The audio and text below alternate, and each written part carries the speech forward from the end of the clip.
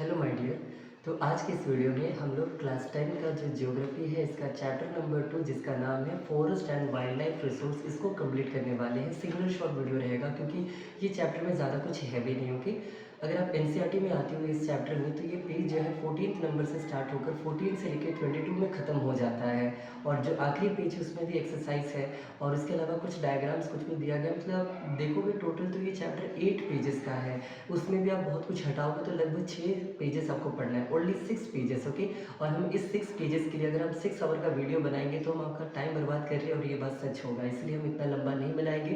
ये वीडियो जितना भी लंबा हो, चाहे वो 5 मिनट का हो या 10 मिनट का हो या 15 मिनट का हो, ये कंप्लीट चैप्टर रहेगा और आपको कंप्लीट चैप्टर को यहाँ पर कवर करते हैं जिसका नाम है ज्योग्राफी चैप्टर नंबर 2। ओके, और ऑलरेडी मैंने इसको हाईलाइट किया हुआ है इंपॉर्टेंट चीज़ों को, और इसका मैंने हाईलाइटेड नोट जो है मतलब ये इस चीज़ को हाईलाइट करके मैंने फ़ोटो खींच के अपने टेलीग्राम वाले पेज पर भी मैंने डाला हुआ है किक क्लासेस पर।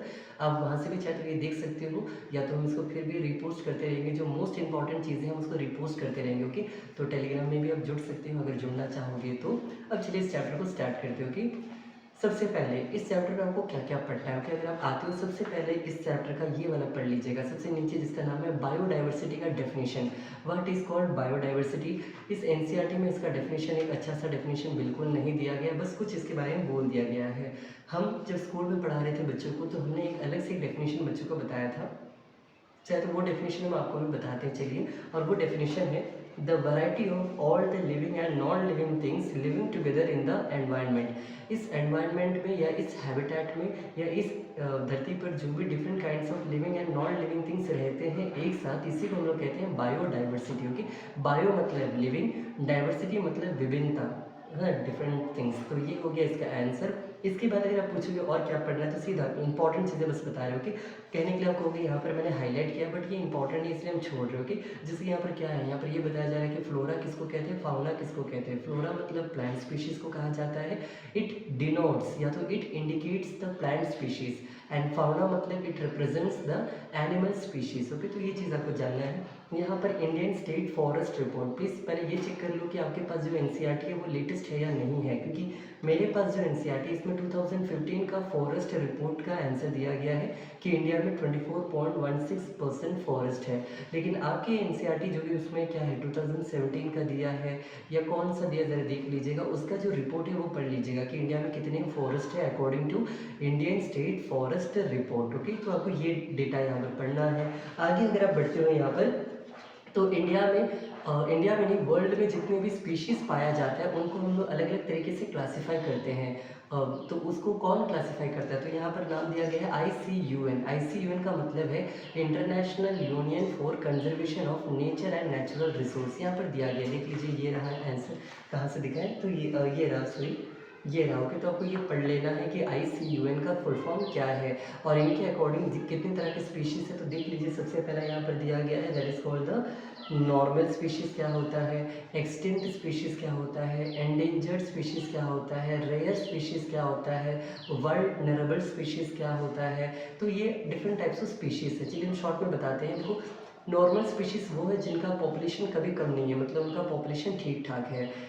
एक्सटेंट मतलब वो होता है जो विलुप्त हो चुके हैं, जो धरती पर नहीं पाया जाता। एंडेंजर्ड वो है जो कि अब क्या हो सकते हैं, विलुप्त हो सकते हैं, विलुप्त हुआ नहीं बट वो विलुप्त हो सकते हैं, एंडेंजर्ड स्पीशीज़। वल्नरेबल का मतलब है जिनकी आबादी कम है, वो एंडेंजर हो सकता है। जैसे कि मान लीजिए अगर हम आपको यहाँ पर बताएं, मान लीजिए ये एक्सटेंट हो चुका है। एंडेंजर का मतलब जो यहाँ तक है, जो अब एक्सटेंट हो सकता है। और वल्नरेबल का मतलब है जो एंडेंजर नहीं हुआ बट एंडेंजर हो सकता है। और उसके अलावा एक और है रेयर स्पीशीज़। रेयर स्पीशीज़ का मतलब जिनका पॉपुलेशन ऑलरेडी कम हो, मतलब उनका पॉपुलेशन ज़्यादा हो ही ना हो। कि एंड एंडेमिक स्पीशीज़, एंडेमिक का मतलब होता है, एक होता है पैंडेमिक और एक होता है एंडेमिक। जैसे कि कोरोना वायरस पहले वो एंडेमिक था, बाद में एपिडेमिक, ओके सॉरी एंडेमिक, और वो बाद में क्या बन गया, पैंडेमिक बन गया। तो पैंडेमिक बन जाना मतलब पूरे वर्ल्ड वाइड हर जगह पाना, हर जगह फैल जाना। लेकिन एंडेमिक का मतलब जो पर्टिकुलर एरियाज में पाया जाता है। तो कुछ स्पीशीज़ ऐसे होते हैं जो केवल पर्टिकुलर एरियाज में पाया जाता है, उनको एंडेमिक स्पीशीज़ कहते हो। कि तो आपको ये टाइप्स ऑफ स्पीशीज़ पढ़ लेना है। आगे बढ़ते हैं नेक्स्ट पेज में।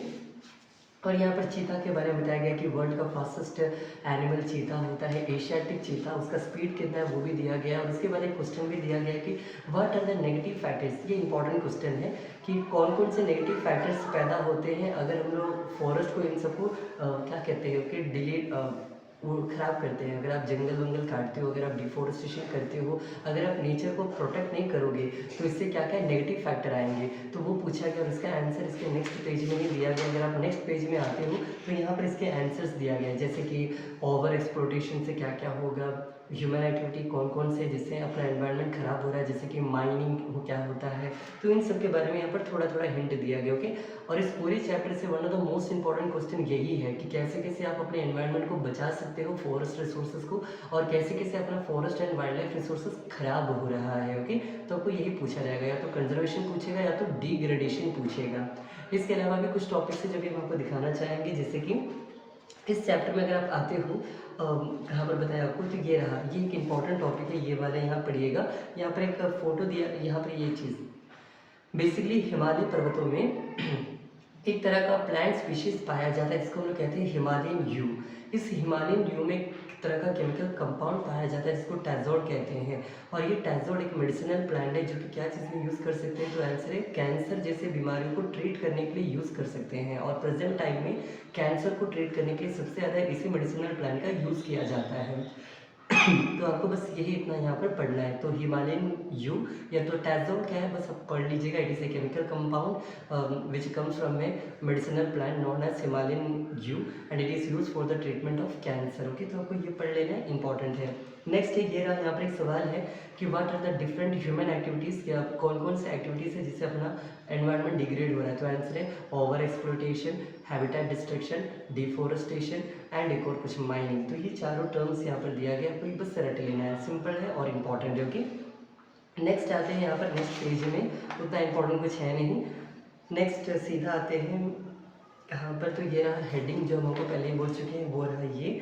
और कहाँ ये रहा conservation of forest and wild life resource, कैसे कैसे आप इस प्रकृति को या इस अपने धरती को कैसे कैसे आप बचा सकते हो, उसके कुछ पॉइंट्स यहाँ पर दिए गए। हम यहाँ पर 2 पॉइंट को हाईलाइट किए हैं, अगेन टेलीग्राम पर डालें आप। ये फोटो ज़रा, ये पेज ज़रा ऑन करके देख लीजिएगा मैंने वहाँ पर क्या लिखा हुआ है। कि ये ऐसे भी समझ लीजिए कंजर्वेशन के अंदर यहाँ पर मैंने 2 पॉइंट्स लिखा है, ये आपको पढ़ना है। चलो हम पढ़ के भी सुना देते हैं मैंने क्या क्या हाईलाइट किया है। सबसे पहला पॉइंट है conservation preserves the ecological diversity and our life support system. देखो लाइट वाइट है नहीं, मैंने फ्लैश लाइट से ये रिकॉर्ड करना है, मतलब कर रहे हैं, इसलिए हमको दिखाई भी नहीं दे रहा है क्योंकि फ्लैश लाइट यहाँ मार रहा है, यहाँ नहीं होगी। चलो जैसा भी अब एक बार देख लीजिएगा। ओके, छोड़ रहे इस पॉइंट को, आगे बढ़ रहे हैं। इसी पेज में आपको एक और एक्ट पढ़ना है कि वाइल्ड लाइफ को बचाने के लिए भारत सरकार क्या क्या कर रही है। तो यहाँ पर आंसर है Indian wild life protection act 1972 में लाया गया था, जिसके तहत जानवर को बचाने के लिए अलग अलग तरह की बातें कही गई कि अगर आप इस जानवर को मारते हो, मतलब पॉचिंग करते हो या हंटिंग करते हो, तो आपको कानूनी जेल जाना पड़ेगा, यानी इलीगल हंटिंग के लिए आपको जेल भेजा जा सकता है। तो वो है Indian wild life protection act, very important, 1972 पढ़ लीजिएगा। उसी के पास यहाँ पर प्रोजेक्ट टाइगर का नाम मेंशन होगा कहीं पर, ये रहा इसी पेज के नीचे प्रोजेक्ट टाइगर। अब ये क्या है प्रोजेक्ट टाइगर, तो बस इतना सुन लीजिए। आज़ादी के बाद भारत का जो नेशनल एनिमल था वो था लायन, लेकिन जैसे ही 1972 में टाइगर का पॉपुलेशन घटने लगा तो उसको तो बचाना ज़रूरी था। तो भारत सरकार ने, उस टाइम में इंदिरा गांधी की सरकार थी, उन्होंने क्या किया, टाइगर को बना दिया इंडिया का नेशनल एनिमल। और आज भी इंडिया का नेशनल एनिमल क्या है, प्रोजेक्ट टाइगर। उस टाइम में टाइगर की आबादी लगभग 1000 से भी नीचे आ चुकी थी और प्रेजेंट टाइम में ये 3000 से भी प्लस हो चुका है। तो अब इंडिया में टाइगर का पॉपुलेशन बढ़ रहा है। और एक फैक्ट बताते हैं, दुनिया में इंडिया एक इकलौता देश है जहाँ पर लायन और टाइगर दोनों पाया जाता है। ओके, तो ये हमारे लिए बढ़िया बात है। और हाल फिलहाल भारत में चीता जो है खत्म हो चुका था। हाल फिलहाल मतलब बहुत सालों से इंडिया में चीता नहीं था, 1952 से चीता खत्म हो चुका था। ये ओके, एक्सटिंक्ट था भारत देश में।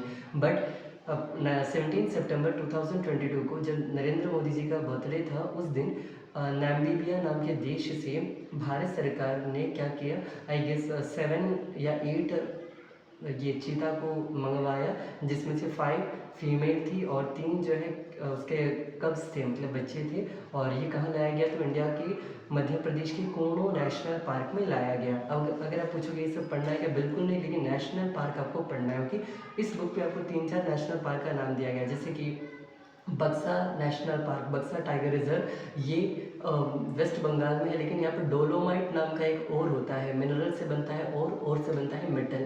तो ये डोलोमाइट बहुत ज़्यादा वहाँ पर एक्सकेवेट किया जाता था, मतलब निकाला जाता था, जिसके कारण क्या होने लगा, आपका बक्सा टाइगर रिजर्व से पूरा टाइगर जो है इलीगल वो करते करते उन लोग को वहाँ से जानवर ही खत्म हो गए। ओके, और एक सरिस्का टाइगर नेशनल पार्क जो कि राजस्थान में है, वहाँ भी कुछ प्रॉब्लम के कारण जानवर वहाँ से खत्म हो चुके थे, लेकिन प्रेजेंट टाइम में वापस आ चुके हैं, ये अलग बात है। और ये सब और भी टाइगर रिजर्व या नेशनल पार्क का नाम आपको पढ़ना है कि अगर आप पूछो तो बिल्कुल पढ़ना है। ये जो फोटो देख रहे होंगे इसके नीचे देखो मैंने यहाँ हाईलाइट किया है, जैसे कि जिम कॉर्बेट नेशनल पार्क कहाँ है, और भी कुछ नेशनल पार्क का नाम बताते हैं, मानस नेशनल पार्क कहाँ है, और Periyar national park tiger reserve कहाँ है। तो ये सब एक बार देख लीजिएगा कौन कौन से स्टेट में कौन सा नेशनल पार्क या कौन सा वाइल्ड लाइफ सेंचुरी है, आपको ये देख लेना है। ओके, नेक्स्ट है, इसके बाद अगर आप आओगे तो यहाँ पर टाइप्स ऑफ फॉरेस्ट दिया गया है। थोड़ी देर पहले देखे थे टाइप्स ऑफ स्पीशीज, अब आप देख रहे हो टाइप्स ऑफ फॉरेस्ट। तो टाइप्स ऑफ फॉरेस्ट दो तरह के यहाँ पर तीन तरह के दिए गए हैं। सबसे पहला नाम बता रहे हैं रिजर्व्ड फॉरेस्ट। ओके, भारत के फॉरेस्ट डिपार्टमेंट के अकॉर्डिंग कुछ तरह के फॉरेस्ट होते हैं। सबसे पहला है